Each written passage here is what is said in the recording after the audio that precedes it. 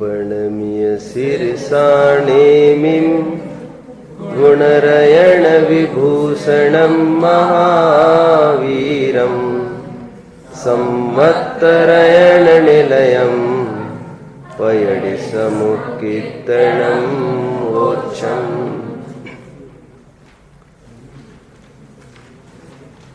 जिनागम को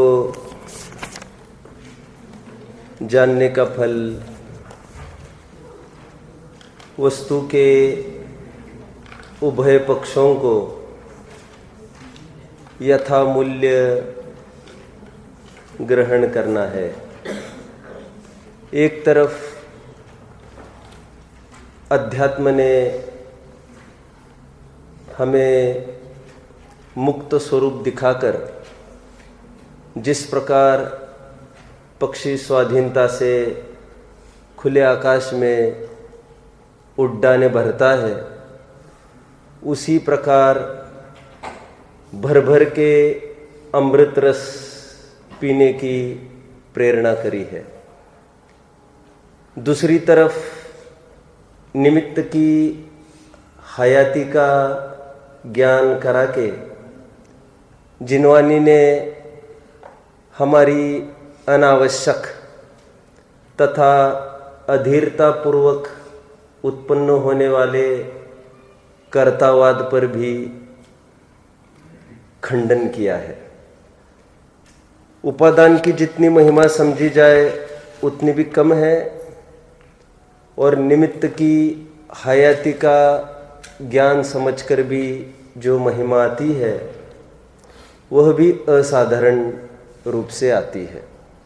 इसलिए तत्वार सूत्र में एक सूत्र ही डाल दिया, अर्पित अनर्पित सिद्धे। वस्तु की सिद्धि दोनों तरफ से देखने पर होगी। जिस समय में आप एक पक्ष को मुख्य करोगे, उसी समय में वस्तु के शेष पक्ष गौण है, उनको भी अवसर मिलेगा। Every dog has a day, ऐसा लोक में कहावत है, लेकिन यहाँ पर तो डॉग की बात नहीं है। हर एक पक्ष का अपना अपना कथन क्रम है, होने का तो कोई क्रम नहीं होता है। देखिए, एक तरफ हम ये कहते हैं कि जीव अशरीरी है। समय सार की वे गाथा है 51 से लेकर 55वीं तक, जिसमें वर्णादि से लेकर गुणस्थान पर्यंत तक के समस्त भावों से भेद विज्ञान कराया। वहाँ पर संगनन से भी भेद विज्ञान कराया है। एक पद वहाँ पर संगनन भी आया है।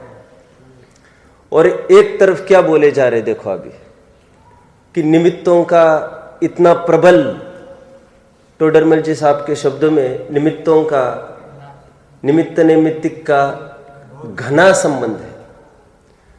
अकलंग स्वामी ने तो यहाँ तक बोल दिया कि किसी अपेक्षा से जीव मूर्तिक है और किसी अपेक्षा से जीव अमूर्तिक है, और किसी अपेक्षा से मूर्तिक है। किसी अपेक्षा से मूर्तिक है, मूर्तिक कैसे बोल दिया आपने? प्रवचन सार में भी इस बिंदु को उठाया, मोक्ष मार्ग प्रकाशक में भी इस बिंदु को उठाया, और सब जगह मूर्तिक बोला एक स्वर में। 173वीं गाथा प्रवचन सार में बोला, यदि तुम मूर्तिक नहीं कहोगे तो कर्म बंधन कैसे सिद्ध होगा? आपको याद आ रहा होगा प्रकरण मोक्ष मार्ग प्रकाशक का, बोलो। दूसरा अध्याय कर्म बंधन की चर्चा कर रहे हैं, नवीन कर्म बंध। वहां पर बोल रहे कर्म बंधन कैसे संभव हुआ, जबकि एक मूर्तिक है एक अमूर्तिक है, ऐसे कैसे छूते एक दूसरों को? तो वहां पर एक स्थूल उदाहरण से काम चलाया था, याद आ रहा है? कौन सा? एक इंद्रिय गम्य, जिस प्रकार एक सूक्ष्म होता है, स्थूल होता है, एक दूसरों से जुड़ सकते, उसी प्रकार इनका जुड़ना बनता है। प्रवचन सार में तो ऐसा हेतु दिया, जिस प्रकार आत्मा पुद्गल को जानता है उसी प्रकार पुद्गल से बनता भी है। उसमें क्या है? ये कोई हेतु हुआ? कैसे काम चलाए? जीव को कर्म बंधन वाला कैसे सिद्ध करते? क्योंकि कर्म बंधन ही सिद्ध नहीं होगा किसी प्रकार से, तो जीव उद्यम करेगा कैसे मोक्ष मार्ग में? तो अभी देखो, निमित्त का पूरा निमित्त की प्रधानता का कथन चलेगा। निमित्त की हयाती का ज्ञान होना कितना जरूरी है, संगठनों का प्रकरण चलना है। आपको लग रहा हो तो पहले वो बचा हुआ प्रकरण ले लेते हैं हम, ऐसी कोई बात नहीं है। ये 3 शरीर को पूरा कर देते। चलो, 15 शरीरों की चर्चा अपनी चल रही थी। ये कौन सी गाथा? 27वीं और 28वीं गाथों को पहले कवर करते हैं, फिर आगे बढ़ते हैं। 27वीं गाथा में से हमने 12 शरीरों की चर्चा की, 3 शरीरों की चर्चा रही। मूल गाथा के शब्द है, गाथा के मूल शब्द है तेजा कम्मेण। दुग, कितने जन ने बात को पकड़ा? तेजा कम्मेण दुगम, 2 शरीर ये बनने वाले हैं। तेजा कम्मेण, तेजस कारमान, तेजस तेजस, तेजस तेजस, तेजस कारमान। इन 2 शरीरों का स्वरूप बताया जा रहा है। बिल्कुल सरल है, आप अनुमान से भी समझ जाएंगे। किसी का शुभ या अशुभ तेजस शरीर छूटा, किसका छूटेगा? मुनिराज का ही छूटेगा। वैसे कल हमने क्या देखा था? देवों का भी छूटता है, देखा था हमने। तो तेजस शरीर छूटा, शुभ या अशुभ, एक पर्टिकुलर पॉइंट तक जाकर रुकेगा और वहां से फिर मोड़ लेगा और उसमें से और एक तेजस निकल जाएगा। तो वो जो तेजस निकला है आगे वाला, वो कहलाएगा तेजस तेजस। ध्यान रखना, यहां पर अनिस्सृत तेजस शरीर की चर्चा नहीं है, निस्सरण वाले तेजस शरीर की चर्चा है। पकड़ रहे सभी इस बात को? तेजस तेजस, ये लॉजिकली अनुमान से ऐसी बात बैठती है, शुभ के शुभ ही निकलेगा, अशुभ के अशुभ ही निकलेगा। हालांकि कोई डिटेल्स हमारे पास नहीं है अभी।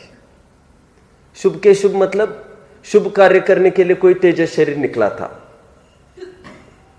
फिर वह एक पर्टिकुलर स्थान पर जाकर रुका, फिर दूसरी जगह मुड़ गया, तो वो भी शुभ ही होगा। अनुमान है ये, अशुभ का अशुभ ही होगा। अनुमान भी मोटा मोटा है, हालांकि कोई आधार नहीं, मैं तो बोल ही रहा हूं। झटके में कुछ विकल्प आए कि अशुभ करने का, तो शुभ से अशुभ भी हो सकता है। अभी शुभ करने का भाव था, लेकिन ऐसा होना बहुत ही नहीं के बराबर है। समझे? तेजस तेजस शरीर की चर्चा हुई। कितने जन ने बात को पकड़ा? कठिन तो कुछ ही नहीं है इसमें। अभी तेजस कार्मण की बात करते हैं। तेजस शरीर छूटा, तेजस शरीर जो छूटा, उसके साथ जो कार्मण शरीर है वो है तेजस कार्मण शरीर। अंतिम शरीर की तरफ आए। अभी बोलिए।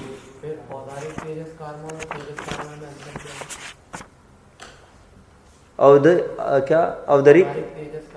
हाँ, वो भी मुनिराजों के शरीर जो तेजस शरीर निकला, उसका जो उसमें जो कार्बन, वही सेम परिभाषा है, इसकी भी सेम परिभाषा लगेगी, कुछ भी अंतर नहीं है।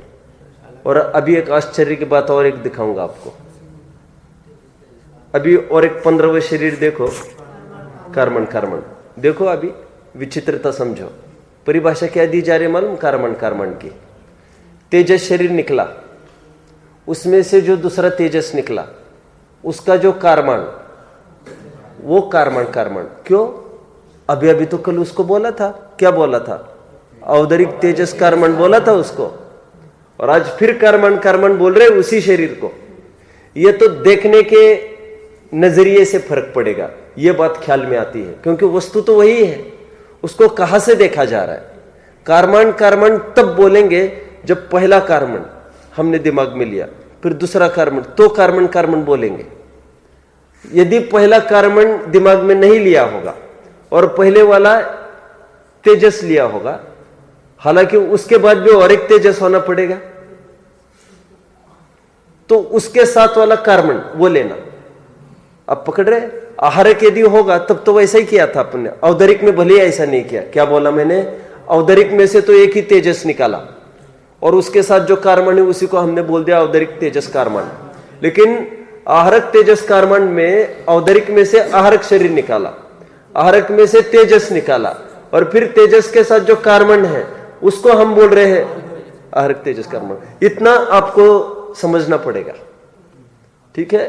ये लॉजिक ही है सिंपल, और इसमें ज्यादा कोई गहराई में नहीं जा सकते अपन, क्योंकि कहीं अन्यत्र कोई चर्चा नहीं है। चलो, कार्बन कार्बन की क्या चर्चा की हमने, बोलो। कार्बन कार्बन कार्बन कार्बन की क्या चर्चा करी, बोलो। कार्बन कार्बन शरीर किसको कहा? हाँ, उसमें जो जैसे पहला जो तेजस निकला और फिर जो उसके दूसरे बाद निकला उसमें कार्बन शरीर बराबर। कार्बन कार्बन सबको पकड़ में आया, और उसी कार्बन को किसी अपेक्षा से कल ही क्या बोला था, औदरिक तेजस कार्बन या आहरक तेजस कार्बन। औदरिक तेजस कार्बन में से तो 2 बार नहीं निकला दिखाया था अपन ने, तो आहरक तेजस कार्बन कहना पड़ेगा। उसी वही है वो शरीर, कार्बन का शरीर। आगे बढ़ते, ये देखने के दृष्टिकोण का अंतर है। ये जैसा अभी प्रश्न उत्पन्न तो हुआ था ना इनका, ऐसा क्यों, वो तो देखने के नजरिए का फर्क है, बस कहा है, बस ऐसा ही है। 28वीं गाथा देखेंगे। कार्य होगा वो फिर सेम होगा या फिर अलग अलग कार्य होगा? क्या कार्य होता है उसका? कार्य क्या होता है कार्बन शरीर का? कोई कार्य ही नहीं है उनका। तो फिर वो बनाया क्यों गया? कार्बन शरीर बनाया नहीं गया, एक्चुअली बनाया गया तेजस या आहरक है। बनाया आहरक या तेजस बनाया गया था, उसके संग में जो है उसको वो उपाधि मिल गई। इसका मतलब वहां पर दोनों कर्म मानने पड़ेंगे। कौन से? कार्बन कार्बन शरीर का भी उदय मानना पड़ेगा, और आहरक तेजस कार्बन का भी उदय मानना पड़ेगा। दोनों मानने पड़ेंगे, क्योंकि एक ही वस्तु को दोनों तरफ से देखा जा रहा है ना। चलते हैं आगे, 28वीं गाथा में बढ़ना है, पढ़ते हैं 28वीं गाथा सब। पेज नंबर 91 है मेरा, अपनी नई प्रति में। जिनकी पुरानी प्रति होगी क्या है उसका, एक उस तरफ रखो, दो एक दो उस तरफ। चलिए पढ़िए। नलया बाहुयतः नियम्ब पुट्ठी उरोयसी सोय अट्ठेव दुअंगायम देहे से सा उवंगायम।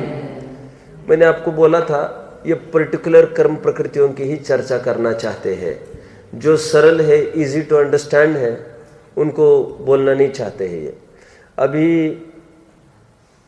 शरीरों की चर्चा की, 15 शरीर लगभग ज्ञान में नहीं रहते हैं लोगों के, और अक्सर 93 प्रकृतियों की चर्चा तो होती है नामकर्म की, लेकिन 103 प्रकृतियों की चर्चा नहीं होती कहीं। तो यहां पर 103 प्रकृतियों की चर्चा करी मौका देखकर। वैसे तत्वार सूत्र की टीकाओं में भी इसकी चर्चा नहीं है 15 शरीरों की। ये केवल गोमटसार में चर्चा की है 15 प्रकार के शरीर की, या औदरिक औदरिक आदि आदि। तो इसकी इन्होंने चर्चा करने इष्ट समझा। अब ये गाथे इष्ट क्यों समझ रहे वे? क्योंकि अंग और उपांगों का जीवों को ज्ञान हो, कितने अंग है और कितने उपांग है। नलया पैर, नलया बहुवचनी शब्द का प्रयोग किया है, द्विवचन, और होते भी दो ही है पैर, तो उसको अलग से क्या गिनाएंगे? लेग्स। हमने कहा लेग्स, तो दिमाग में कितना आएगा? एक आदमी को कितने ऑर्गन्स होते हैं? तो हम कहेंगे लेग्स। हैंड्स, तो लेग्स मतलब वो तो आंख मिच कर दो ही समझता है कोई भी, उसमें क्या है? तो नलया उसी दृष्टि से कहा। नलया बाहु, हैंड्स। बाहु मतलब हाथ। तो यहां पर उपलक्षण से, यहां पर भी देखिए आप, कहा गया बाहु, ये ऊ की मात्रा बड़ी लगाई है इन्होंने। That stands for plural, double, single नहीं है यहां पर। नलया बाहु यतः। और क्या होता है? नियम्ब, नितंब, बैक पार्ट नितंब, जिस पर हम बैठते हैं। 5 अंग बताए उन्होंने शरीर के, 2 हाथ, 2 पैर, नितंब, 3। आगे बढ़ो। पुट्ठी, पीठ। अब जानते हो उसको पुट्टी कहते हैं, किसको? तो बैकिंग है वो उसका, बैकिंग है एक, तो इसको भी कहते पुट्टी, पीठ। इसको कहते, जानते आप, पृष्ठ कहते इसको, पृष्ठ, पृष्ठ भाग। मराठी में इसको पुट्ठा वर्ड है, पुट्ठा, पुष्टा, पृष्ठ कहते हैं, पीठ है ये, पीठ। चलो, और एक मूल गाथा है योग सार की, जहां दिट्ठा है वहां पिट्ठा करना है, जहां पिट्ठा है वहां दिट्ठा करना है। जहां पीठ है उस तरफ दृष्टि करो, जहां पर दृष्टि है उस तरफ पीठ करो। दृष्टि बहिर्मुख है उस तरफ पीठ करो, अंतर्मुख दृष्टि ले आओ, ऐसे एक गाथा है। चलो, कहां तक आए? कितने अंग हुए? 6 हुए। ऊरो, हृदय, सीसो, सिर, ये 8 अंग शरीर के होते हैं। वैसे सम्यक दर्शन के 8 अंग अभी लिए थे मैंने 6 ढाला में, वहां पर मैंने काफी समझाया था आपको ये कैसे 8 अंगों को मिलते हैं। मैंने आपको लिया था, मैंने ये कहा था कि जैसे निशंकित पहला अंग है, दाया पैर आगे बढ़ाया, कुछ भी ले लो, कोई खास बात नहीं है, दाया पैर आगे बढ़ाया, पीछे पैर को, पीछे के पैर को फॉलो करने के लिए कोई आशा रहती है? पहला पैर हम उठाते, कैसा उठाते? पहला पैर उठाते कैसे उठाते? देखकर। बहुत अच्छा, तो देखकर उठाते हैं। क्यों? Look before you leap. तो फिर जब देखते हैं कोई समस्या नहीं है तो हम हो जाते हैं, बोलो ना, निशंक। और निशंकता पूर्वक फिर दूसरा पैर अपने आप बढ़ता जाता है। कोई अपेक्षा है? निकांक्षित। ये दो पैरों के 2 अंग हो गए। सम्यक दर्शन में घटित करके दिखाए थे, सो बोल रहे अभी। एक बताया था राइट हैंड स्टैंड्स फॉर, मैंने कहा था ये किसके काम आता है? कोई हमको पूछे क्यों भाई ये रास्ता कहाँ जाता है, ये इस तरफ जाता है।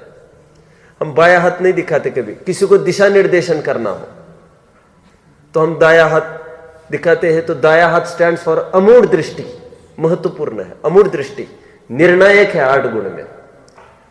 बाया हैंड स्टैंड्स फॉर, बाया हैंड थोड़ा खराब काम करता है, सब जानते हैं, शुद्धि के काम आता है।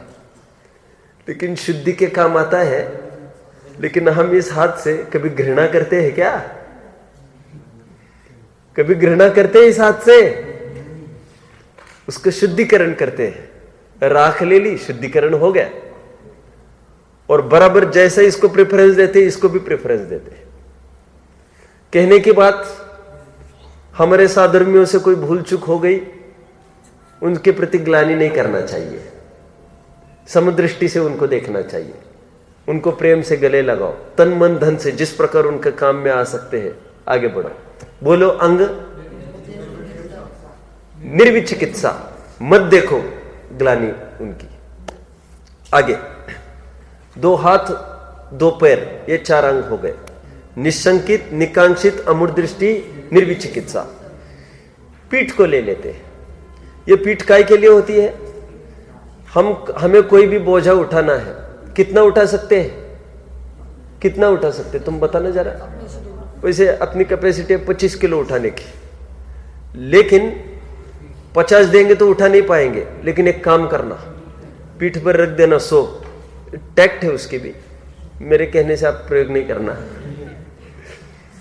अब देख रहे होंगे कुछ हमाला ऐसे होते हैं 50 किलो मुश्किल से वजन है और 100 किलो ढो रहे हैं, और उनको बोलो हाथ से उठाओ, हाथ से उठा पाएंगे क्या उसको? थोड़ा भी। उसको 2-4 जन को बोलते थोड़ा थोड़ा हेल्प करना, हेल्प करके वो यहां तक आया है। और यहां पर एकदम इजीली चलते, कितनी दूरी तक जाते हैं। तो ये काय के लिए है? ये स्थिर बनाए रखता है यहां पर, ये स्थितिकरण अंग का सूचक पीठ। फिर स्थितिकरण हुआ, आगे का अंग कौन सा लेना है? उपगोहन लेना है, उपगोहन ले लेते हैं। यहां का नितंब, क्यों? एक ऐसा अंग है शरीर का जो हम एक्सपोज बिल्कुल नहीं करना चाहते, सब शर्माते हैं। और तो और सबसे अंत में जाकर यही वस्त्र उतरेगा।